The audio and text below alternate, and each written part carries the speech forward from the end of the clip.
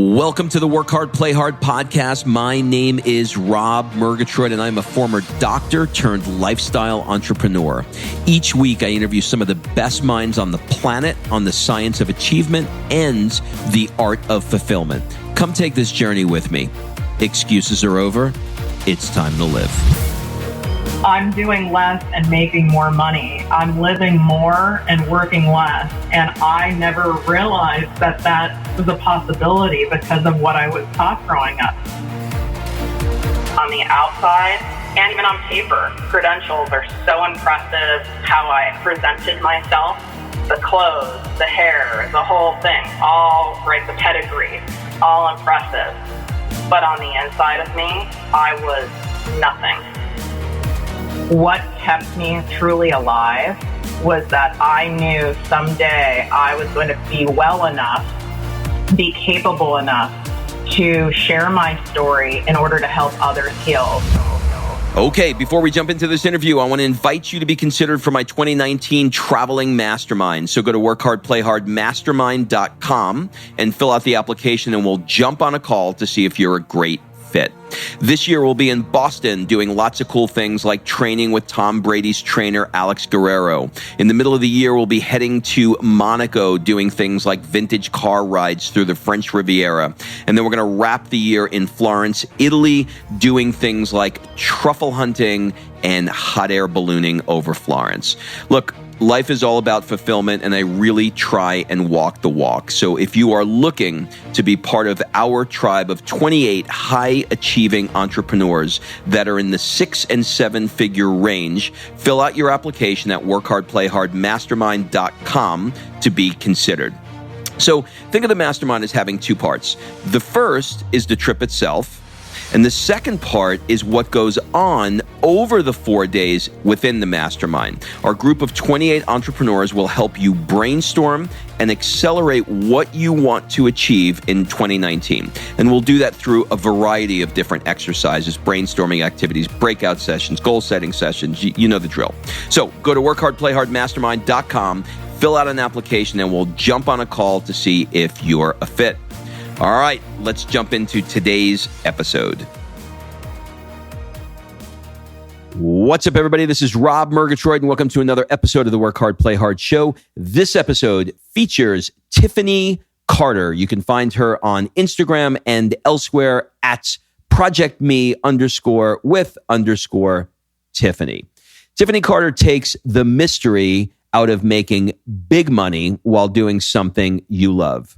She uses a magnetic combination of her clear-cut communication style that she developed as a TV news broadcaster for NBC and CBS, her business savvy and proven strategies as a multimillionaire entrepreneur, and her intuitive ability to connect with women on a deeper level to uncover what's blocking them from achieving their dream. So, look, here's the thing. Tiffany is absolutely one of the most interesting. I'm going to put her in the top 10 interesting people that I've ever spoken to. First of all, she squeezed this interview in while she was about to go on stage, or maybe just got off stage in Maui, could not find a place to do it, and went into the hotel's business center and just did the freaking interview around a bunch of people. So you're going to hear noise. There's just no way around it. But the content is there. You're going to learn a lot. She has a story that is just absolutely amazing. A lot of people come from nothing and make money, but she had the reverse. She came from really, really fabulous wealth and all of the challenges that come with it. And as a kid that always wanted to go to Harvard and always wanted to have parents that were wealthy, she schooled me on it. And she realized that, you know, the grass isn't always greener on the other side. And we got into it. You know, I think it was her mom went to Harvard. Her mom is a very successful entrepreneur, but there were a lot of challenges that came with that relationship. And we dug deep on what that was like. This story sounds like a book. So you're going to get a ton out of it. There's a lot of information here for you. A lot of people have been asking me about private coaching. I'm working with a select few people that are ready to make a change in their life, not thinking about it, but actually ready. If you fall into that category, go to workhardplayhardcoaching.com, complete an application, and we'll jump on a call to see if we're a good fit. Okay, please enjoy this conversation I had with Tiffany Carter.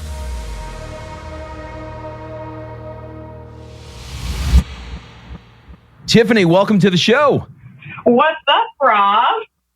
You know what? Our paths have been crossing through lots of different people, but we have never officially met or have spoken to each other. So I am super excited for you making the time all the way from Hawaii. And I think, if I understood correctly from your assistants, just stepping off the stage from your own, from a mastermind or your own mastermind, or what's going on there?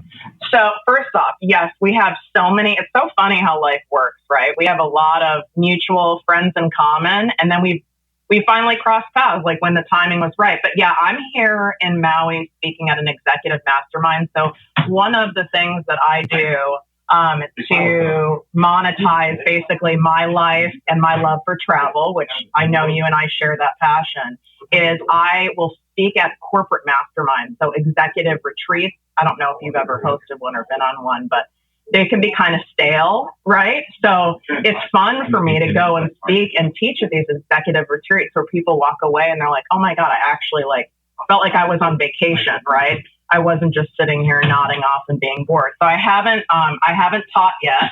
That's coming up in a couple hours here because it's much earlier here than it is where you're at. So it's exciting, and it's a great way to be able to get paid to travel, right?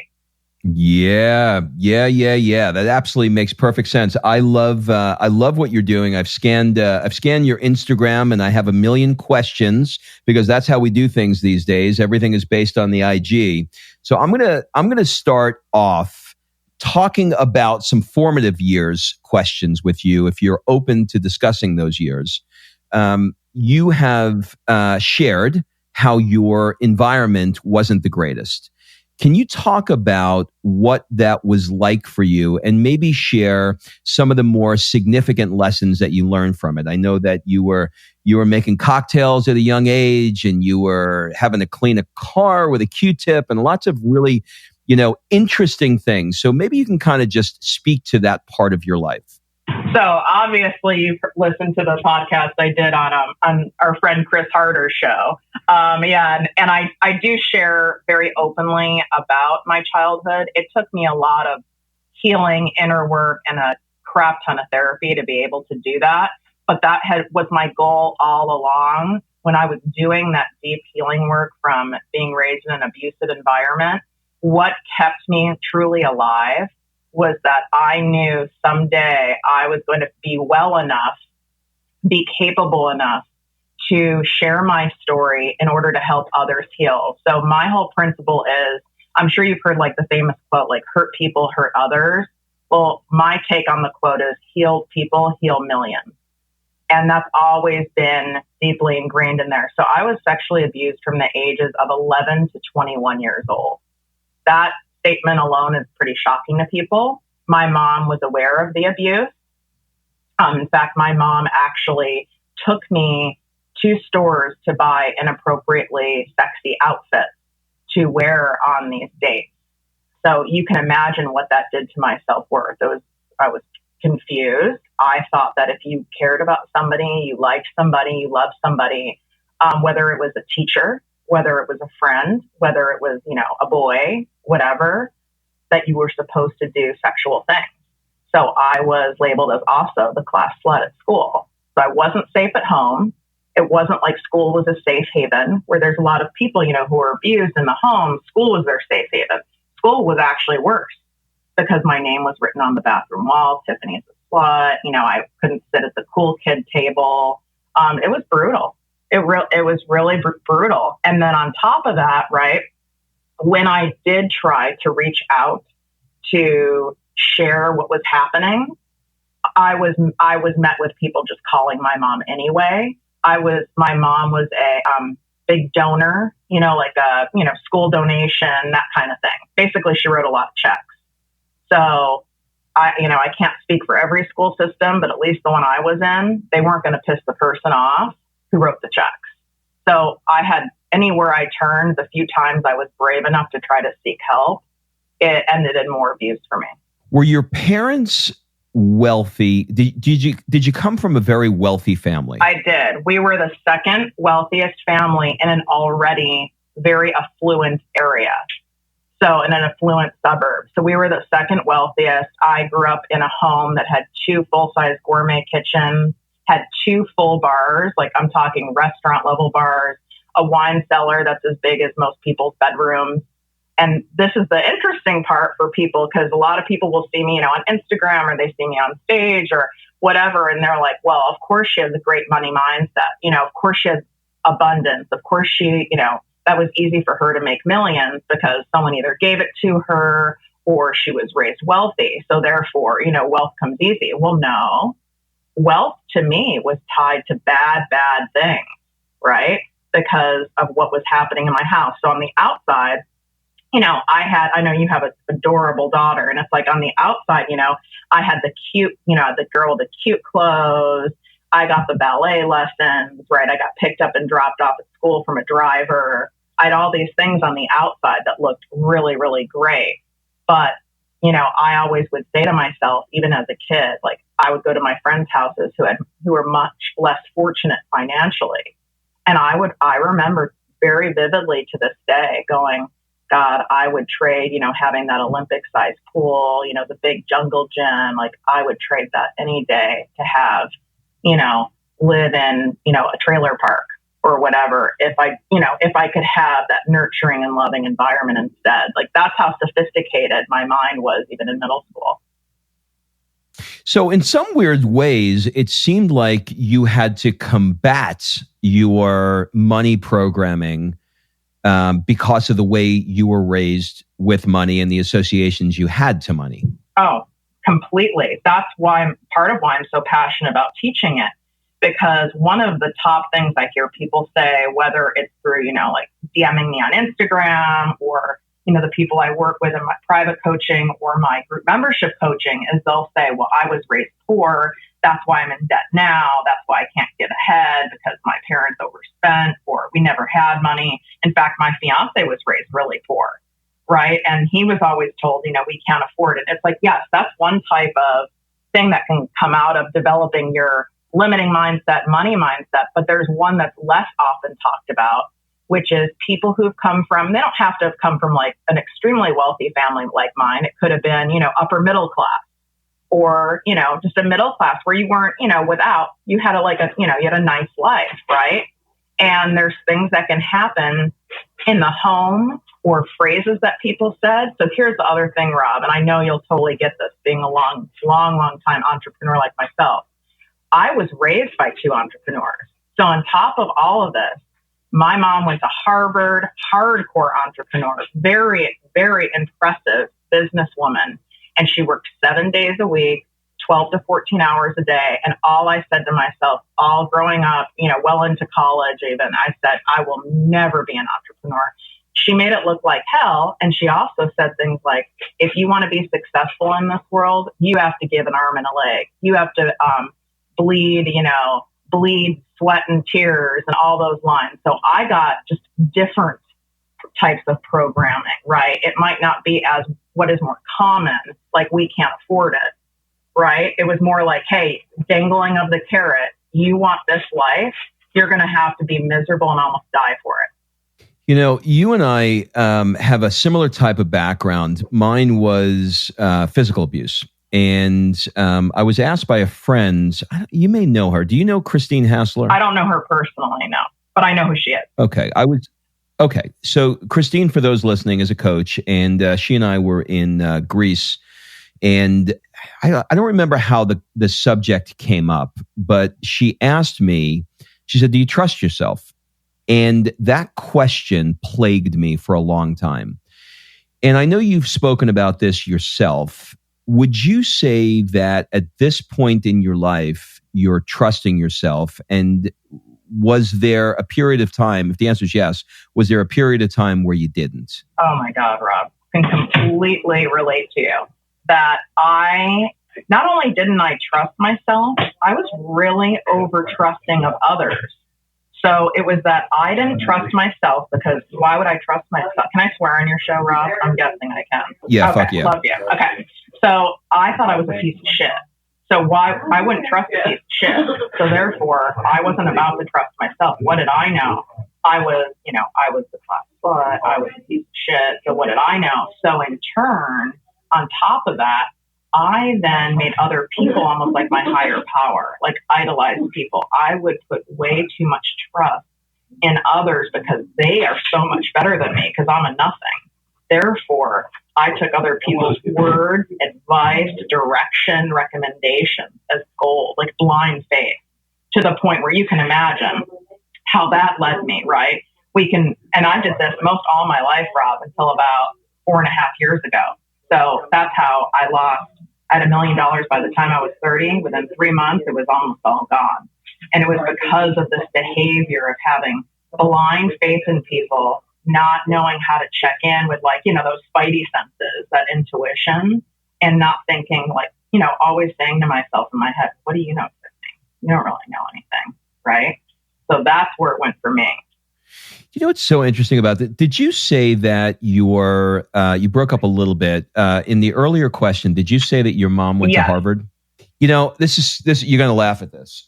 All I wanted to be around, because my dad was a truck driver and we grew up in basically the projects in Queens in New York. And all I wanted to be, if I could just go to boarding school and have parents that went to Harvard, then my life would have been perfect. And I laugh at this because that is your life. Can you describe for people what boarding school was like, and maybe even tell me what you liked most and what you liked least about it?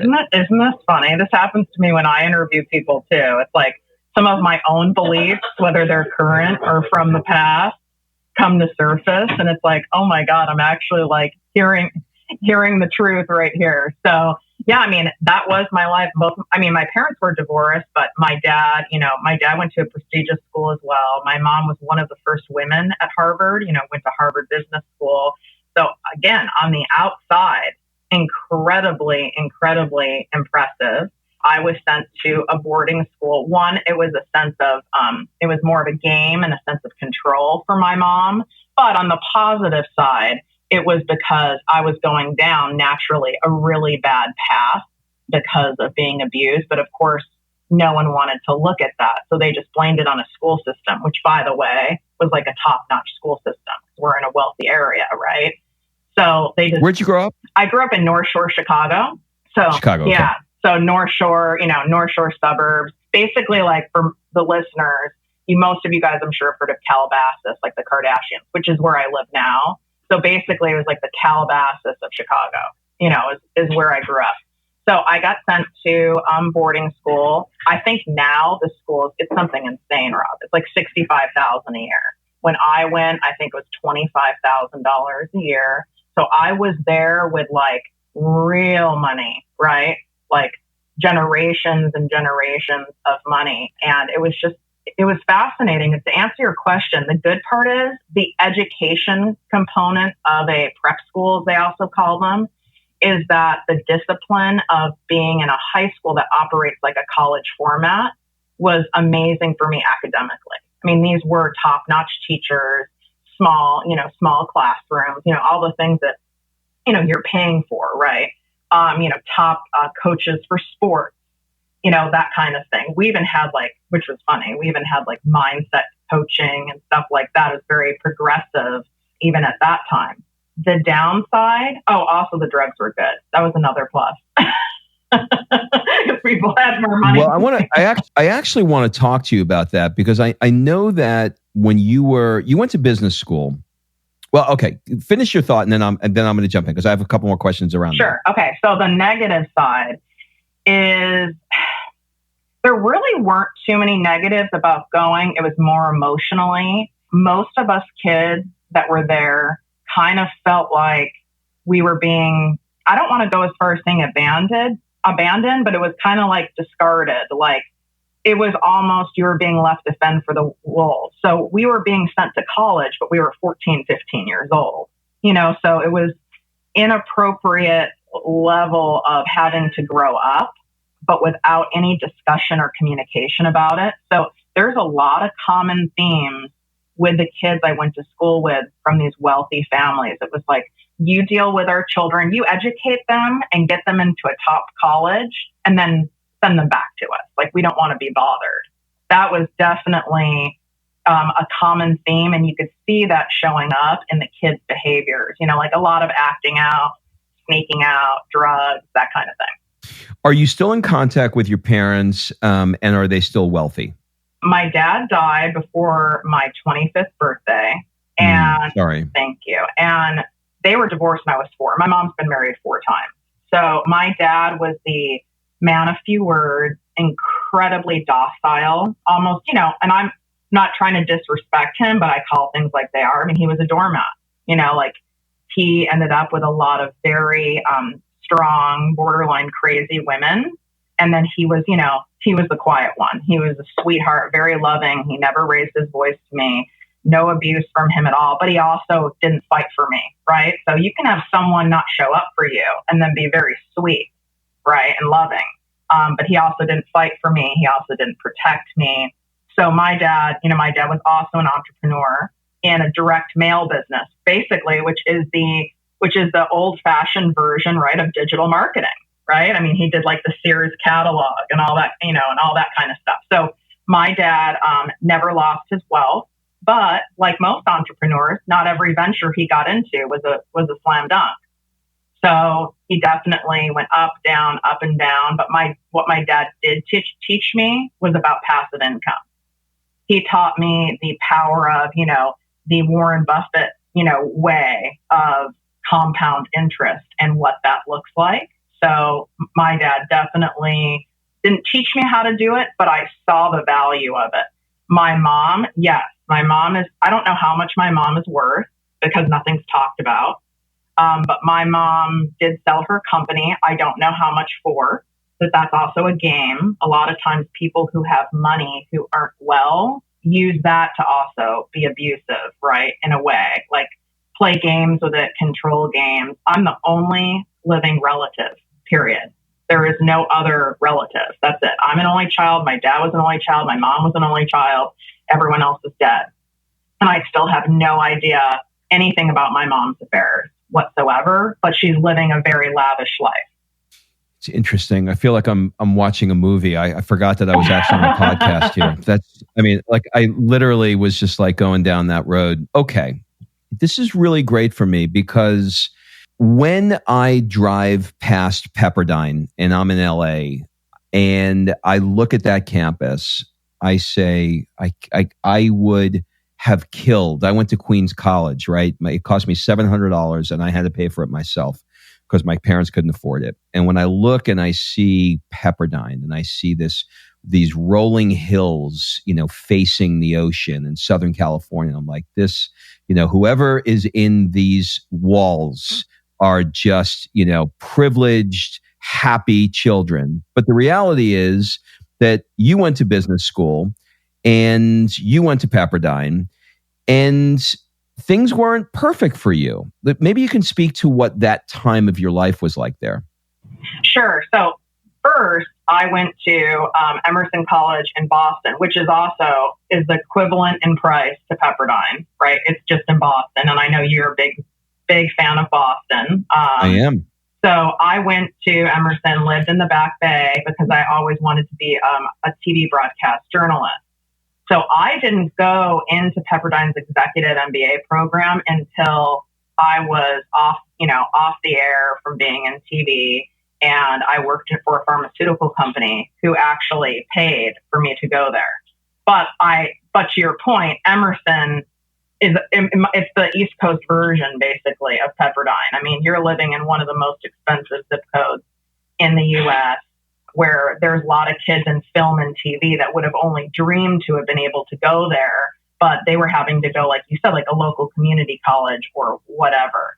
There is a privilege to be able to go to a top school, to go to Pepperdine, to go to Emerson, these top schools, especially when it's not a scholarship and you pay cash, right? there is a privilege to that. I got top-notch training. It was very impressive on my resume and my reels. That's why I think I got hired by NBC before I even graduated, because I came from such a top school. So yeah, on the outside, once again, right, this is a theme of most all my life. On the outside, and even on paper, credentials are so impressive. How I presented myself, very impressive. The clothes, the hair, the whole thing, all right, the pedigree, so to speak, as people talk about, all impressive. But on the inside of me, I was nothing. I was a piece of shit. I didn't know anything. I was a fraud. This was all a facade. I hated my life. I fantasized about ending my life. This is what went on every single day for me. Well, you had a run there with raves and drugs and the wrong guys, and hindsight being 2020, what do you think you were searching for? Love. I just wanted love, that love and affection, validation that I was good enough. You know, I didn't know how to give it to myself. I didn't even know that was an option.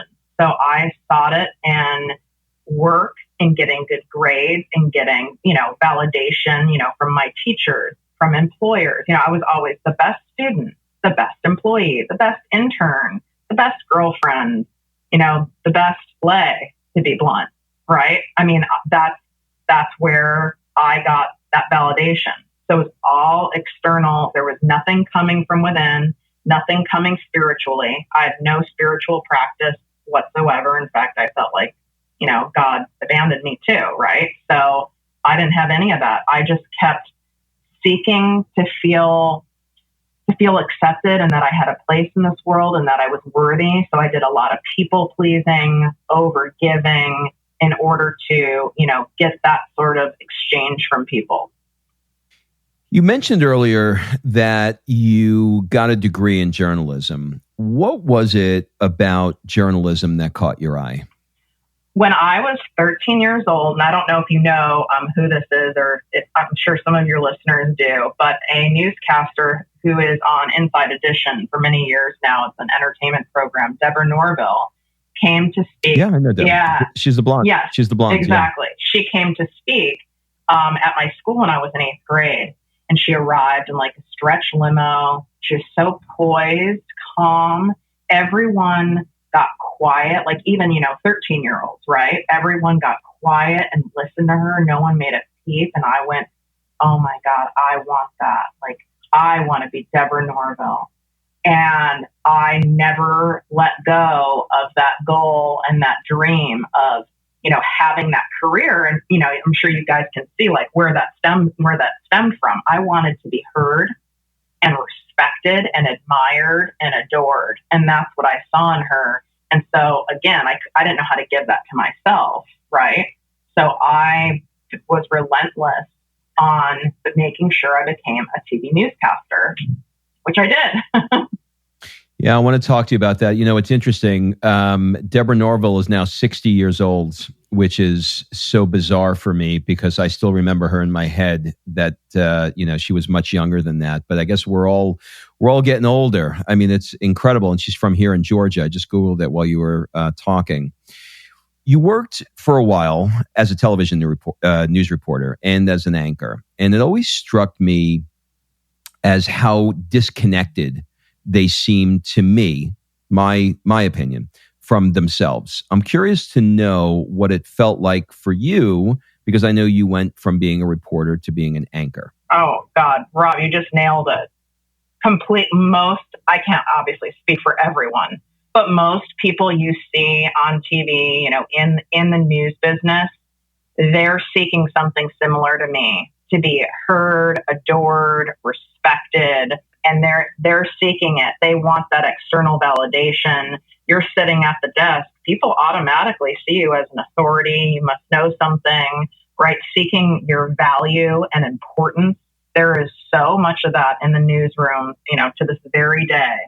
It's insane. And I was one of them. So you can imagine what the newsroom environment was like. It was catty. It was nasty. It was competitive, but not in a healthy competitive spirit. On a fear-based competitive spirit. I mean, it was rough. I mean, I had people put like an itching type powder into my, you have to use all the special makeup on TV. So in this like powder makeup that I use, so then my whole face turned bright red, and I couldn't go in and fill in at the desk that night. So they got to. I mean, crazy stuff like that went on. This is crazy. Is there any part of you that misses, I mean, obviously based on what you just said, probably not, but is there any part of you that misses that world at all?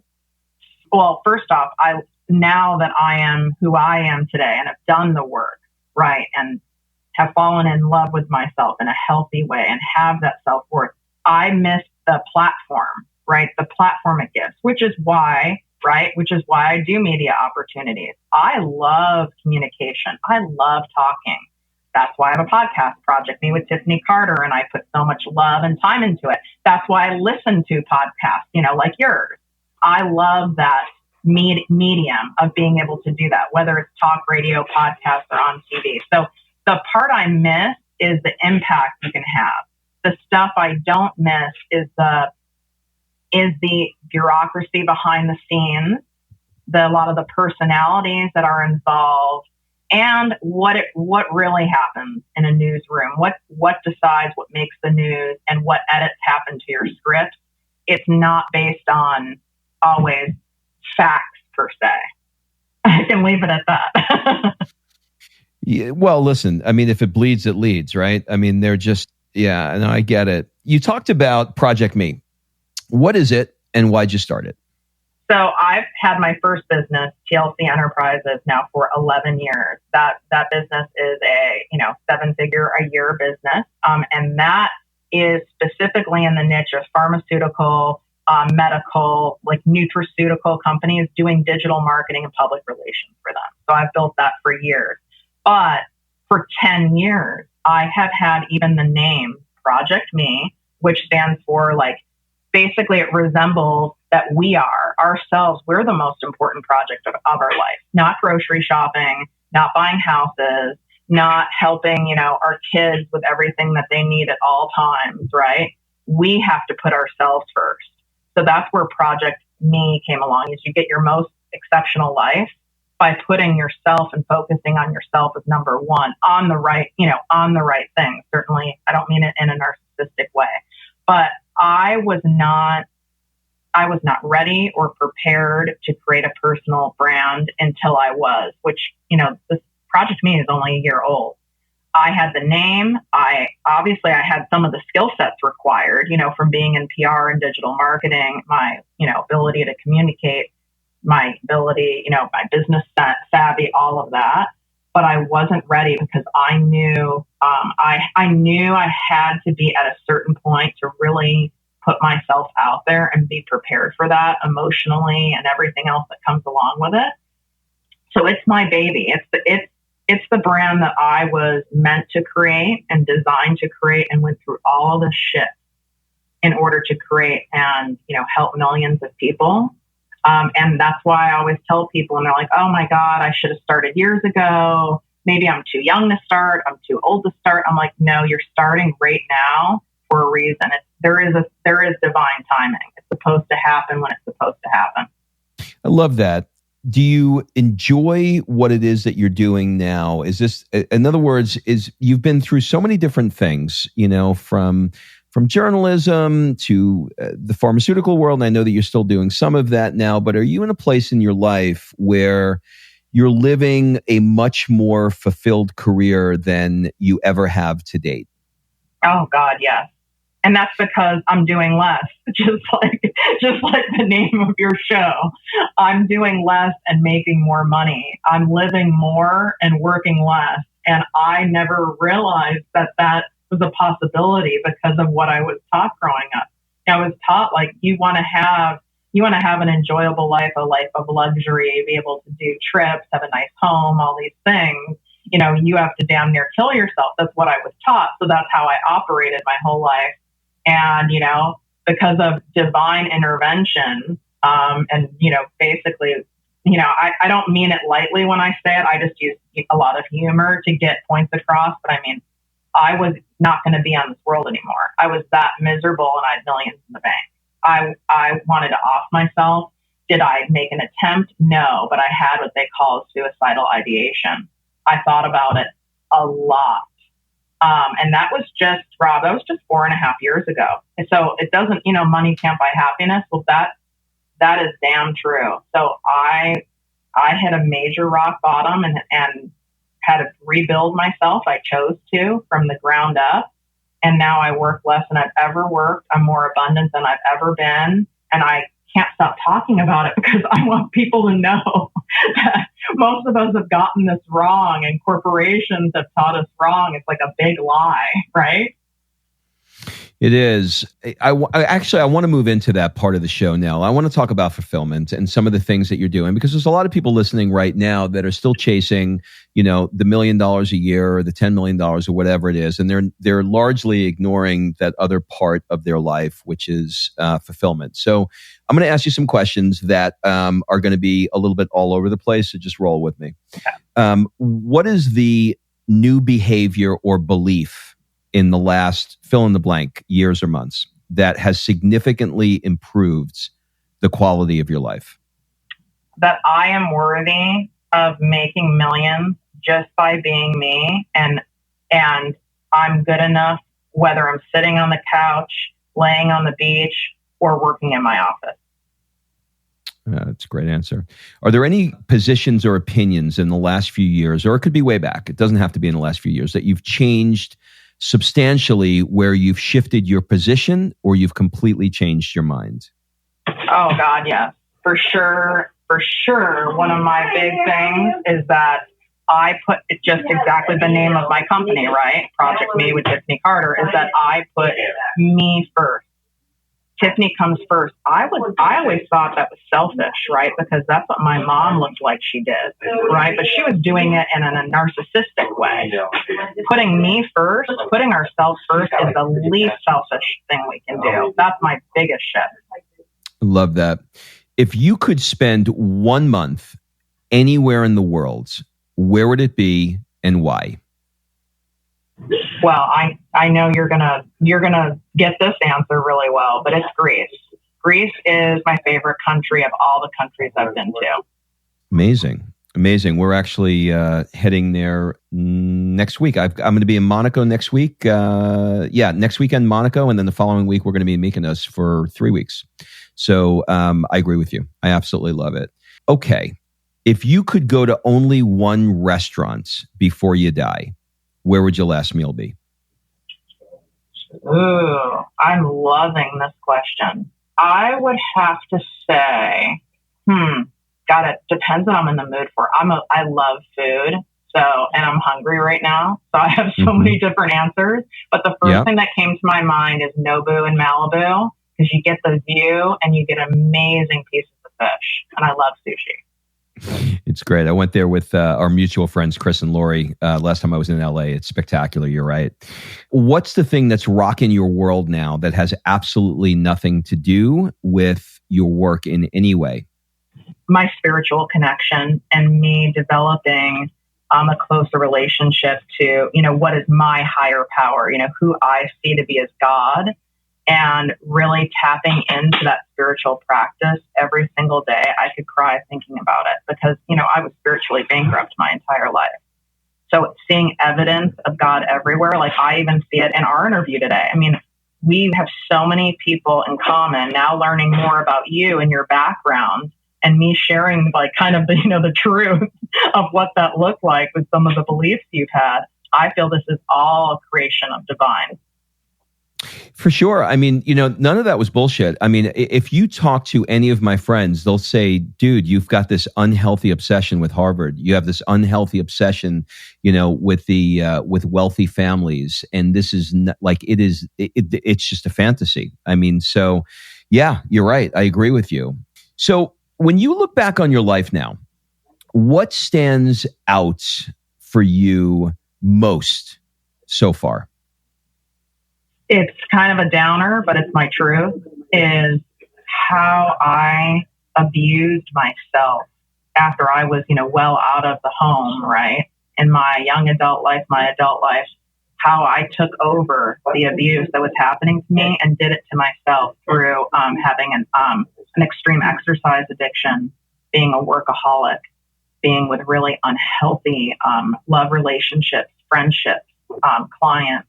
It's really amazing. I mean, if I couldn't, for me to write them all out, I'd be like a really long scroll. It's funny. All right. I want to move into the rapid fire round of the show. Answer as quickly or as slowly as you like. It's basically a first thing that comes to mind rounds. What would your friends say is one of your superpowers? I have the amazing ability to bring in raw honesty into areas that people are too afraid to just tell it like it is. What's one of the things you're afraid of right now? I do struggle with, and I'm working on, a fear of extreme success.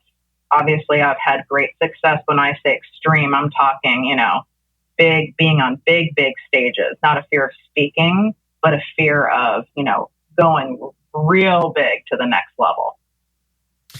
Such an honest answer. I did a podcast with, are you familiar with Lewis Howes? Yes.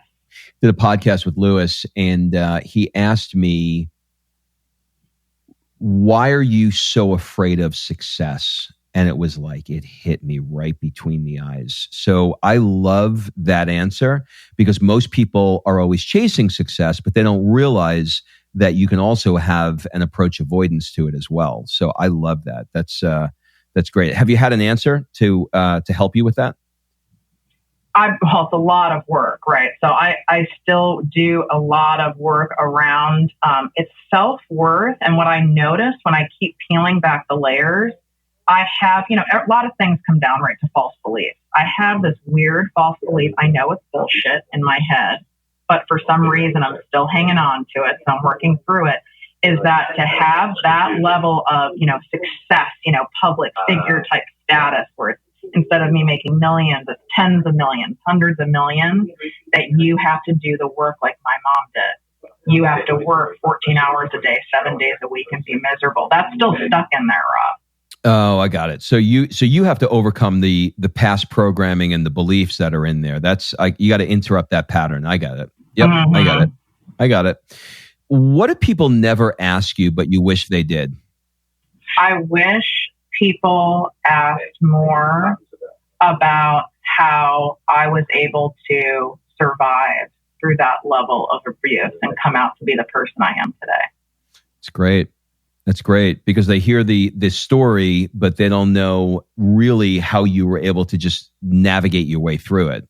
I think a lot of people and all the hundreds of times I've been interviewed, even by people who are, well-seasoned TV journalists, they're afraid because my story is so, it's a Lifetime movie type story, right? And it's a sensitive subject matter. And so a lot of people are afraid to kind of dig in there, because they don't want to be perceived as being insensitive or maybe it makes them uncomfortable. I think that's why I don't get asked more detailed questions on it. I love that. That's actually a really good lesson for people like me. What book have you reread the most? The Big Leap. What's your guilty pleasure? Reality TV. It's really bad. Like I have a serious problem.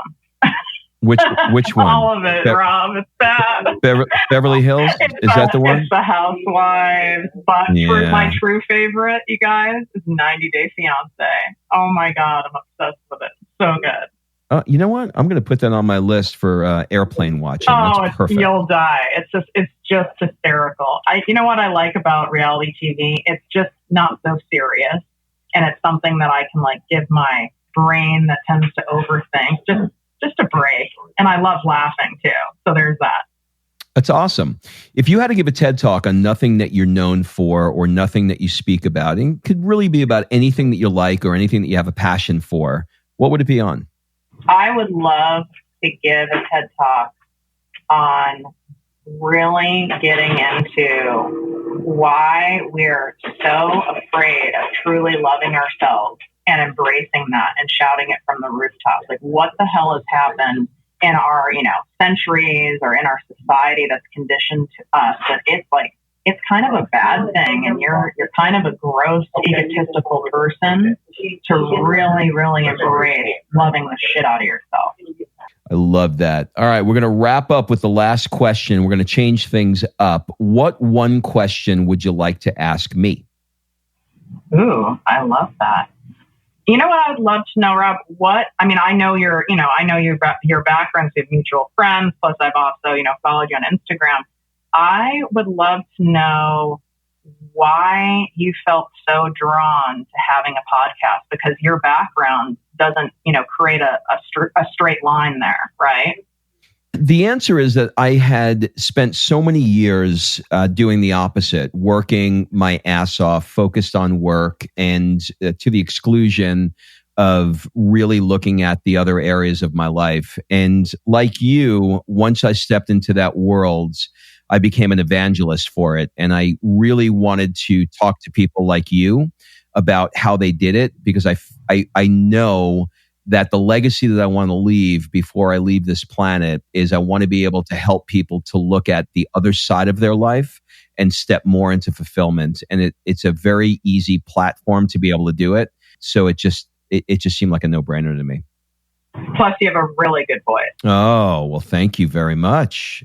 Thank you very much. This has been it's been a treat. I know, for the people that are listening, they can hear lots of little voices in the background. And if we haven't said it, Tiffany did the best that she could. She's speaking in Hawaii today, and she took the time from her busy schedule to jump into a business center so that we can do this. So forgive the audio, but the content was amazing. And so I'm super grateful that you took the time to do this. You know what? That's part of being an entrepreneur, right? It's being resourceful and figuring it out. And perfect audio isn't really what's important here. What's important here is, the message, the connection, and that, you guys really got something out of it. That's what really matters. You got it. Do you have any final words, suggestions, or an ask for the people that are listening? Yeah, absolutely. What I'd love for you guys to do, if you loved, what Rob and I spoke about, you got something out of it, take a quick screenshot and share the show on Instagram and tag me at Project Me with Tiffany. Obviously, tag Rob too. Come over and say hi to me. I spend 2 hours every single day in my DM. That's part of my way of connecting with my audience, with you guys, and getting to know you. After all, it is a social platform. So come and DM me, say hi, ask any follow-up questions, and you'll be surprised how quickly you get a response. I'd love to meet you. Awesome. Tiffany, thank you so much, and enjoy beautiful Maui. Thank you. I will. The weather's perfect here, so I'm going to go and do a beach walk and then get ready for my talk. All right. Thanks for listening. If you love this episode and you know someone that needs some help in either stepping up their work hard game or their play hard game, it would mean the world to me if you shared this podcast with them to help me get this movement out there. So if you like what you heard, head on over to iTunes, take 30 seconds and leave me a 5-star review, and I will be forever grateful. So until the next episode, excuses are over. It's time to live.